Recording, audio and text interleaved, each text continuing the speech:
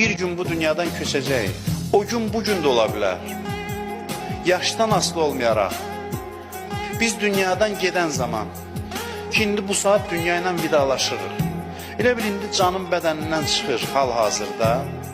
O zaman sən baxırsan, boylanırsan həyatla. Görürsən ki, orada çox önəm verdiyin şeylərin önəmi yoxdur o məqamda sənin üçün.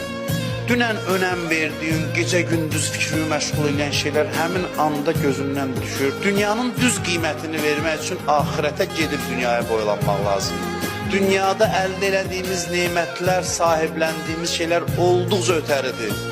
Heç nəyin sahibi deyilik həqiqətdə biz, heç nəyin. Biz rol oynayan aktyorlar kimi, kiməsə zəngin rolu verilir, kiməsə fəqir rolu verilir. İnsanlar bu qısa müddətin qısalığını, qısa olmasını dəqiq dərk eləsə, nəinki dünyaya etinasız olur, hətta dünyaya nifrət də yarada bilir bu.